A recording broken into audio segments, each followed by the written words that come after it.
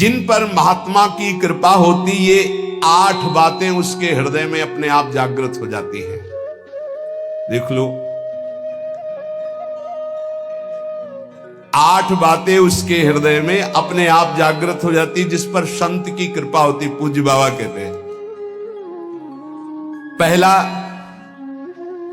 नाम जप, नाम कीर्तन और लीला गायन, इन 3 का उसको व्यसन हो जाता है, नशा हो जाता है।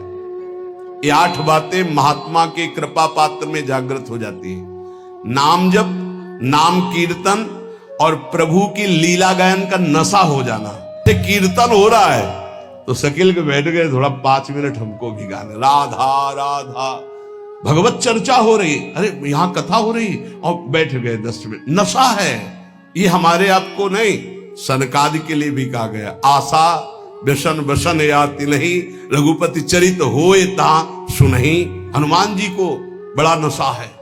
यत्र यत्र रघुनाथ कीर्तनम तत्र तत्र कृतमस्त कांजलम वाष्पवारि परिपूर्ण लोचनम। आश्रु बहाते हुए नाम कीर्तन सुनना, नाम कथा, लीला कथा, ये श्रवण करना। पहला, साधु कृपा पात्र में नाम जप, नाम कीर्तन और लीला गायन का नशा हो जाएगा। दूसरा, उसको साधु के दर्शन से ऐसा सुख होगा जैसे अपने प्रिय रिश्ते नातेदारों को अच्छा, आओ आओ आओ आओ, हृदय एकदम मालादित हो गया। साधु महात्मा से जब बिछुड़ने का समय आता है तो ऐसा लगता है हमारे प्राण छूट रहे हैं। ऐसा बिछुरत एक प्राण हरि ले, ये साधु कृपा पात्र में होगा। संत को आओ आओ, आज तो हमारे अहो भाग्य, जो प्रभु मोहि अनुग्रह की ना, तो तुम आई दरस हट दीना। पहला, नाम जप कीर्तन और लीला गुणा गान का व्यसन। दूसरा, साधु दर्शन, साधु सेवन, ऐसा जैसे प्रिय रिश्तेदार, प्रिय नातेदार, ऐसा होना चाहिए। कई चरित्रों में पढ़ा है कि भगत की पत्नी जब संतों का मंडल आया तो उनके लिए बहुत ही ऐसे खिचड़ी आदि रूखा सूखा, और जब उनके भाई आए तो खीर पुआ पूरी सब व्यवस्था। जो लाल स्वामी जी के भी चरित्र में ही पढ़ा है, वो अंदर घर में गए, कहा कि बहुत खुशबूदार ये सब भोग पदार्थ बने, और संत मंडली में तो खिचड़ी परोसी जा रही। तो उनका वो संत है, ये हमारे भाई हैं आए, मतलब उनके साले। अच्छा, तुम्हारे भाई, और ये हमारे रिश्तेदार हैं, हमारे प्रभु के जन पार्षद हैं। सब खीर पुआ उनको परोसा, खिचड़ी उठा के लाए, उनके भाई को पकाया। ये तुम्हारे रिश्तेदार के लिए, ये हमारे रिश्तेदार के लिए। हरिराम व्यास जी, मलाई गिर गई दूध के साथ उनकी कटोरे में, और संतों में दूध परोसा है। हाँ, ये शरीर तुम्हारा पति है ना, इसलिए सभा में ही कह दिया, जाओ मैं आज से तुम्हारा त्याग करता हूं। तुमने हमारे संतों के साथ भेद किया, हमारे आगे मलाई गिरा, क्योंकि शरीर तुम्हारा पति है ना, इसलिए। जबकि ऐसा नहीं, स्वाभाविक ऐसा हुआ था। जब बहुत प्रार्थना की, कई दिन व्यतीत हो गए सेवा से विलक, तब संतों के बीच में कहा कि अपने आभूषण बेच करके संत सेवा करें तो हम स्वीकार करें। संत ऐसे प्रिय लगे जैसे कोई सगा सनेही रिश्ता नाता जिनसे जुड़ा है, उनको देख और खूब उनके प्रति भाव, इस महात्मा की कृपा। तीसरा, सांसारिक चर्चा करने में बिल्कुल अरुचि होना। चौथा, महात्मा का कृपा पात्र कभी किसी की निंदा ना कर सकता है ना सुन सकता है। पांचवा, महात्मा का कृपा पात्र कभी प्रणाम नमस्कार न स्वीकार करता है किसी के, कोई जैसे कर रहा है तो स्वयं स्वीकार नहीं करता, और दूसरों को भरपूर सम्मान देता है।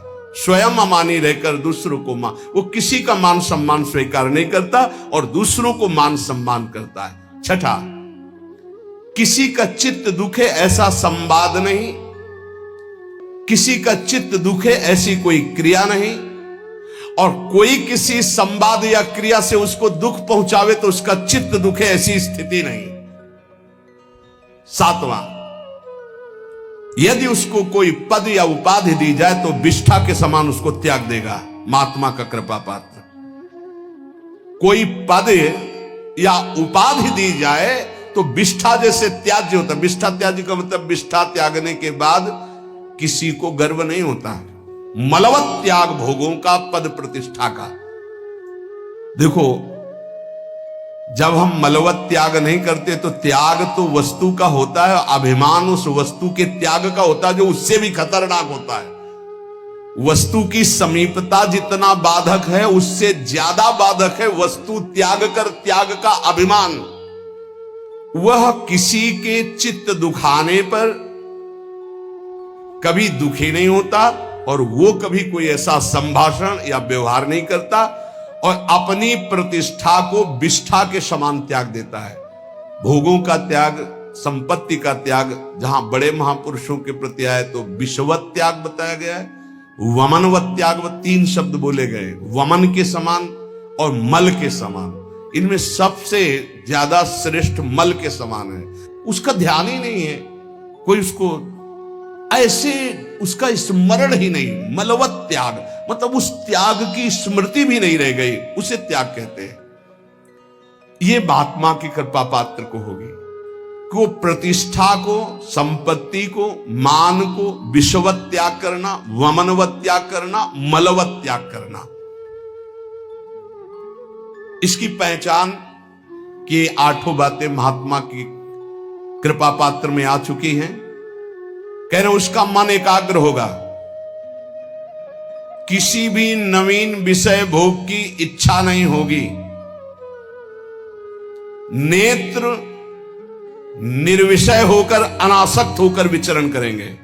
देखा लाखों को, छवि एक की नहीं, देखा पूरी बाजार, इच्छा एक भी नहीं। नेत्र उसके निर्विषय हो जाएंगे। लाखों छवि देखने पर, लाखों मूर्ति देखने पर, लाखों प्रकार के विषय भोगों को देखने पर उसके हृदय में ना इच्छा होगी ना झांकी होगी। एकांत में जाकर किसी व्यक्ति का चिंतन नहीं होगा। जिसका मन एकाग्र है, नवीन विषय भोग की इच्छा नहीं है, नेत्रों में किसी की आकृति नहीं, कोई विषय की झलक नहीं, पूरी बाजार घूम आवे, पूरे लाखों लोगों से मिल ले, वो महात्मा का कृपा पात्र भगवान प्राप्त करने के योग्य हो चुका है।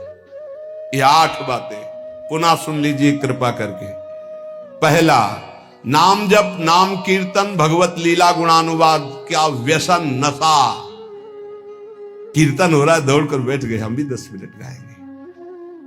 नाम जप के लिए हर समय उत्साहित रहो कि जैसे गरीब आदमी 1-1 मिनट मेहनत करके धन कमाता है, ऐसे तुम नाम कमाओ। भगवत लीला गुणानुवाद में श्रवण इंद्री को, जिनके श्रवण समुद्र समाना, कथा तुम्हारी सुभग सरिनाना, भरे निरंतर होई न पूरे, ऐसे। दूसरा, साधु महात्मा प्राण प्रिय लगे। तीसरा, संसारिक चर्चा बिल्कुल विषवत लगे, नहीं सुननी, नहीं करनी। जब उस मार्ग में नहीं जाना तो मुझे चर्चा क्या करनी। तीसरा, संसारिक चर्चा नहीं। और चौथा, कभी किसी की निंदा ना करनी है और ना सुननी है। 5वां, स्वयं अमानी रहकर सबको मान प्रदान करना है, कभी अपने को मान सम्मान के विष का पान ना करावे। 6वां, किसी का चित्त दुखाए ना, दूसरे के चित्त दुखाने वाली कोई क्रिया ना करे और दूसरे के द्वारा चित्त दुखाने वाली बात और क्रिया होने पर अपने चित्त को दुखित ना होने दे। 7वां, अपनी प्रतिष्ठा को विष्ठावत त्याग दे। कोई भी उपाधि, कोई भी पद प्रतिष्ठा भगवत प्राप्ति के बाद जो हरि करे, पहले कोई स्वीकार न करे। उपाधि नहीं तो उपद्रव हो जाएगा। 8वां, सदा सच्चरित्र होकर जीवन व्यतीत करना। काशी में जज स्वामी नाम के एक बड़े सिद्ध महात्मा थे, जब रहते थे तो एक संत भगवान आए थे, उनका चलो आपको ब्रह्मबोध संपन्न महापुरुष के दर्शन कराते हैं। तो शायद मुमुक्ष भवन ऐसा नाम था जहां सन्यासी जन रहते थे, वहां गए। स्वामी जी एकदम वयोवृद्ध, अस्थिमात्र हुए रहे शरीरा, नजदीक गए तो जैसे एक उन्माद अवस्था को प्राप्त होते हैं वैसी स्थिति थी। अचानक जब स्वामी जी ओम नमो नारायण, अचानक ऐसी दृष्टि हुई और बस इतनी जोर से हाथ पकड़ा, और अंग्रेजी में उन्होंने कहा, हमें अंग्रेजी तो याद नहीं है, पर उसका भाव था, वो गुड करेक्टर ऐसे कुछ बोल रहे थे कि जिसका चरित्र पावन है वही सब कुछ है, और अगर चरित्रहीन है, चरित्रता चली गई तो कुछ नहीं रहा। इसलिए जीवन में करेक्टर गुड रखना है। मतलब हम तो हिंदी में बोल, वो अंग्रेजी से बोल रहे, तो जो संत ले गए थे वो ट्रांसलेटर, हाँ हमको वो ये भी अंग्रेजी कहना, इसलिए रुक गए। वो उसका भाषा हिंदी की करके वो हमें बता रहे थे कि वो है। तो ये 8वां है, सर्वदा पावन चरित्र रखना।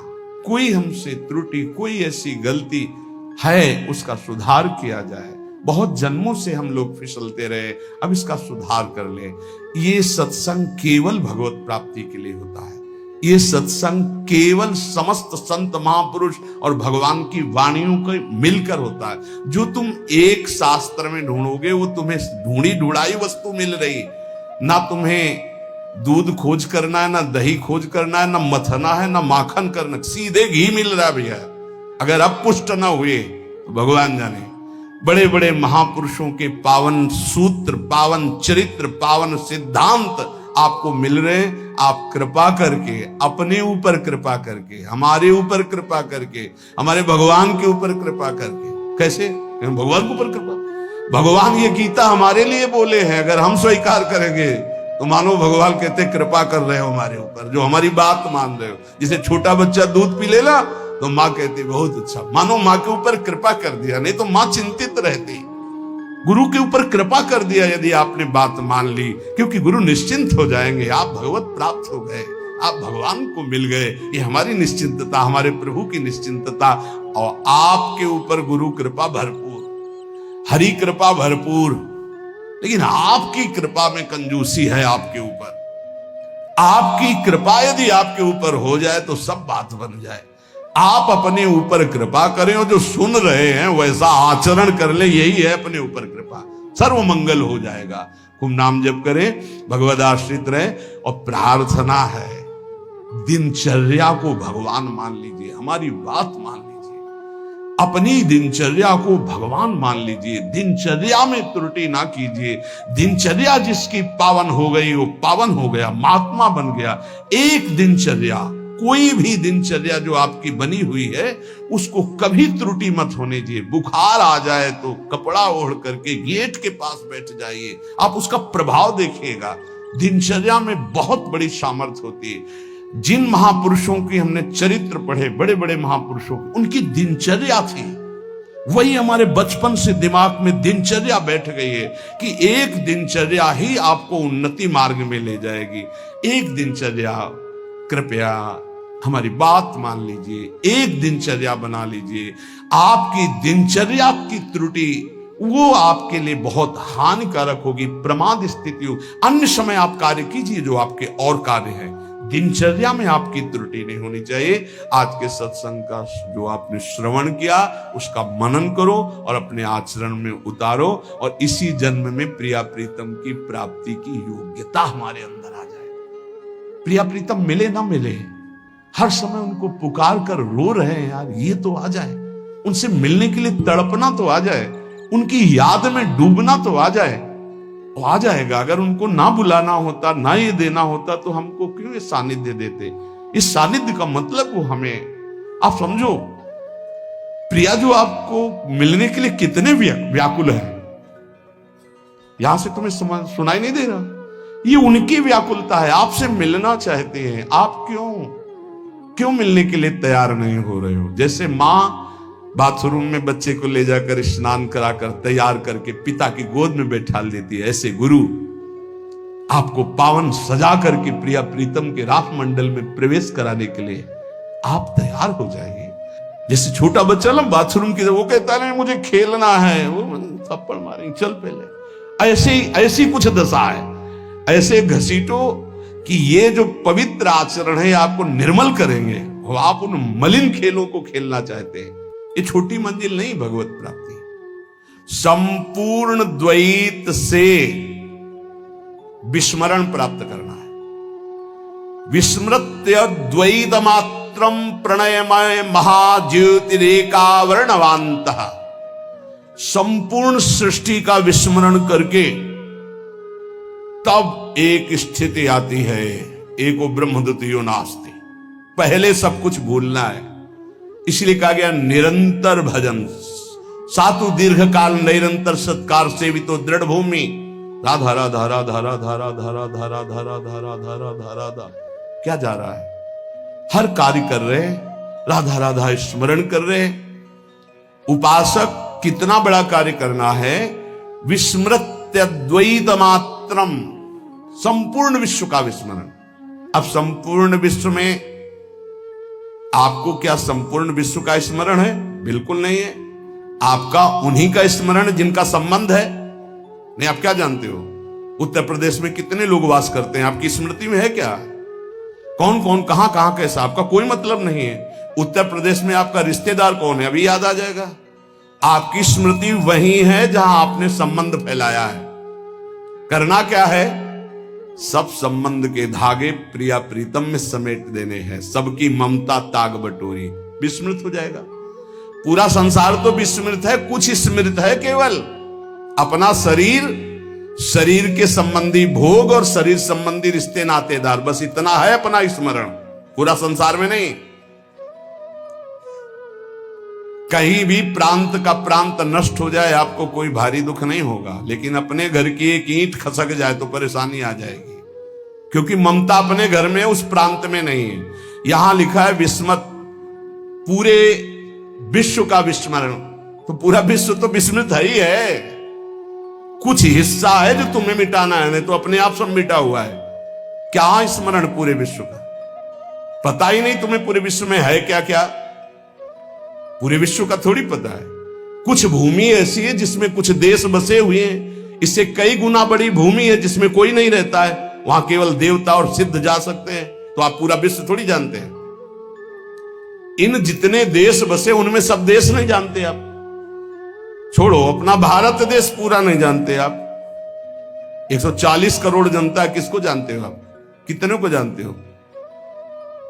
भारत के किसी एक प्रदेश के किसी एक शहर में या गांव में एक कोने में तुम्हारा घर है, उस घर में किसी एक कमरे में एक कोने में तुम्हारी सैया है, तुम हो क्या? ऐसे पूरे ब्रह्मांडों का एक फल समझ लो। ऐसे अनंत ब्रह्मांड जिसके एक रोमकूप में वास करते हैं, उन भगवान के सेवक हैं। ब्रह्मांड निकाया निर्मित माया रोम रोम प्रतिवेद कहे, दिखरावा माते तेन अद्भुत रूप प्रचंड, रोम रोम प्रति लागे कोटि कोटि ब्रह्मांड, कोटि कोटि करोड़ करोड़ ब्रह्मांड जिनके करो। इस पूरे ब्रह्मांड में एक ये मृत्यु लोक में भारत देश में एक प्रदेश में, एक जिला में, एक कस्बा में, एक गांव में एक छोटा सा घर, उस घर में एक कोने में सैया, तुम हो क्या? क्या हो? जैसे गूलर के फल में देखो कितने भुनगे निकलते हैं, ऐसे गूलर की फल की तरह भगवान के विराट रूप में एक रोमकूप में करोड़ों ब्रह्मांड वास करते हैं। तुम्हारा विस्मरण करने का ज्यादा मेहनत नहीं पड़ेगी। तुम इतने त्रिकालज्ञ नहीं हो कि पूरे भारत को जानते हो या विश्व को। तुम्हारे स्मरण में केवल वही विषय है जो भोगे हो, वही व्यक्ति है जिनसे संबंध बनाए हो। तो इन सबकी ममता ताग बटोरी, मम पद मन बांध बर डोरी। कह रहे विस्मृत अद्वैत मात्रम, यह है भगवत प्राप्ति का मार्ग। अब छोड़ो, बिल्कुल सरल मार्ग, छोटा मार्ग, एकमात्र अपने गुरुदेव का स्मरण। ध्यान मूलम गुरु मूर्ति, पूजा मूलम गुरु पदम, मंत्र मूलम गुरु वाक्यम, मोक्ष मूलम गुरु कृपा। या संपूर्ण विश्व का विस्मरण और आराध्य देव का स्मरण, और इसको कराने की सामर्थ्य एकमात्र गुरुदेव के चरणों में होती है। अगर ध्यान मूलम गुरु मूर्ति, पूजा मूलम गुरु पदम, मंत्र मूलम गुरु वाक्यम, तो मोक्ष मूलम गुरु कृपा। गुरु कृपा से सब सुलभ हो, एक जगह पकड़ लो। उठते बैठते चलते फिरते अपने गुरुदेव की आज्ञा के अनुसार चल रहे हैं, उनका चिंतन कर रहे हैं, प्रगट में गुरुदेव विराजमान है, फिर कोई साधन में त्रुटि या फिर कोई अशांति सवाल नहीं उठ सकता। मानो परमानंद में प्रभु के साथ चल रहा हूं। सच्ची कहता हूं, गुरुदेव का मतलब है प्रिय प्रीतम मिलित रूप विराजमान। साक्षात हमारे प्रिय प्रीतम गुरुदेव के रूप में विराजमान। ये हृदय की बात कहता हूं, शास्त्रों बार श्री जी अनुभव कराती है कि मैं ही गुरुदेव के रूप में विराजमान हूं। देख, फिर क्या चिंता, मानो मैं हर समय श्री जी के समीप हूं, हमारा केवल स्मरण गुरुदेव। तो द्विधासन से आदि जितनी दुविधा जितना संशय है, ये संसार के चिंतन में है, भगवान या गुरुदेव के चिंतन में नहीं है। अगर भगवान का चिंतन हो रहा है तो गुरुदेव का चिंतन हो रहा है, गुरुदेव का चिंतन हो रहा है तो भगवान का चिंतन हो रहा है। गुरु गोविंद दो नहीं है, गुरु गोविंद न भेद कराए। महाज्योति स्वरूप प्रेम समुद्र में उज्जवल महाप्रेम रस प्रदान करने वाला जो वृंदावन है, इस वृंदावन में प्रियादासी के रूप में अपने को वही देख पाता है जो संपूर्ण संसार का विस्मरण कर देता है। महाप्रभु के विस्मरण करने का उपाय बता रहे हैं। मृदु पद न्यास उठत कुमकुम रज, अद्भुत बहत समीर दुकुलहु, कबहू श्याम श्यामा दस नांचल, कच कुछ हार छुअत भुज मूलहु। ये चिंतन, अति लावण्य रूप अभिनय गुण, नाहिन कोटि काम समतुलहु। करोड़ों काम जिनकी समानता नहीं कर सकते, इनका रास हो रहा है, इनका विलास हो रहा है, इसी का गायन, इसी का चिंतन। थे थे बचन मिथुन मुख निसरत, सुन सुन देह दशा भूलो। प्यारी जो थे ऐसे वो शोभा जो झलक रही है, ऐसा सुंदर स्वरूप है। अभिनय निपुण स्वामिनी जो समस्त कलाओं में प्रेम, उपासक के नेत्रों के सामने झलक रहे शोभा। लटकी लट लोचन ढकुटी अनंग नचायो, ता थे धरत नूतन गति, पति ब्रजराज रिझायो। वो शोभा देश शुद्ध का विस्मरण करा करके ऐसी स्थिति में पहुंचाए है जहां प्यारोढ़ क्षमते न यच्छु शुकादी नाम तुय ध्यानगम। वो उपासक भाव देह को प्राप्त कर लेता है जो द्वैत प्रपंच का विस्मरण करके अपने आराध्य देव की लीला चिंतन में लग गया। कैसा सुंदर रूप है हमारे युगल सरकार का। अति लावण्य रूप अभिनय गुण, नाहिन कोटि काम समतुलो। भ्रकुटि विलास हास रस बरसत, जैसे ही हरिवंश प्रेम रस है। प्यारी जो विशाल नेत्र महाप्रेम समुद्र भरे, उन नेत्रों से जब प्रीतम की तरफ देख रही हूं और मंद मुस्कुराकर भ्रकुट संचालन होता, वो स्वरूप प्यारी जू का अभिनय निपुण, लटक लट लोचन भ्रकुटी अनंग नचायो। कैसा स्वामिनी जो अभिनय करते हुए, जिस समय भ्रकुटी संचालन करते हुए मंद मुस्कुराते, वो उस भ्रकुटी संचालन से करोड़ों कामदेव मानो मूर्छित हो गए, अधीन हो गए। ऐसा सौंदर्य जब उपासक देखेगा तो उसको इस मर्त लोक के कोई विषय चिंतन आएंगे नहीं। हमारा जो मार्ग मिला बहुत रसमय, चतुरासी जी प्रेम समुद्र है। आपसे प्रार्थना है, औषधि बड़ी गूढ़ है, अगर इसको पाते रहोगे तो रहस्य खुल जाएगा। चतुरासी जी का गायन देश शुद्ध विस्मरण करा देने की स्थिति में आपको खड़ा कर देगा। ध्यान दीजिएगा, सिद्ध साधन है देह विस्मृति, विश्व विस्मृति का चतुरासी जी का गायन, चतुरासी जी का चिंतन, चतुरासी जी का श्रवण। अरे अपने की बात क्या, लालजू को विस्मरण करा देने की सामर्थ्य श्री प्रियाजू में है। लालजू को विस्मरण करा देने, लाल जो अपने आप चिदानंद स्वरूप लाल जो अपने आप को भूल जाते हैं, ऐसा प्रेम प्यारी जू का है। और अपने प्यारी जू की शरण में है, अपने को कोई भय इस बात का कि संसार का कोई राग हमें फंसा लेगा नहीं, बहुत बड़ी जगह जुड़ गए हैं। श्री स्वामिनी जी का बड़ा प्रताप है। श्रीपाद प्रबोधानंद जी महाराज कह रहे हैं, आप हमारी बात मान लो, निहाल हो जाओगे। यद कोट्यन समपि स्पृशेन्न निगमो यन्नो विदिर योगिनः। मैं जो आपसे बात कह रहा हूं वेद की सामर्थ्य नहीं है कि आपको बता सके, वो नेति नेति तो हरि के लिए ही कह रहा है। तो यहां वृंदावन कैसे पकड़ता है, ये तो सुना था कि वृंदावन वास की तुम इच्छा करो वो तुम्हें फांस लेगा, पकड़ लेगा, ऐसे फांस से फांस लेगा कि तुम निकल ही नहीं सकते। तो लगता था क्या जादू है वृंदावन में, देखते हैं भाई। और जब वृंदावन ने फांसा तो जीने लायक नहीं है। अब वृंदावन के बिना जी नहीं सकते। आपको कैसे होता है, ये नहीं कि किसी रोग आदि के कारण नहीं, वृंदावन के बिना, वृंदावन जीवन है, प्राण है। यद कोट्यन समपि स्पृशेन्न निगमो यन्नो विदर योगिना। जो श्रीपाद कह रहे,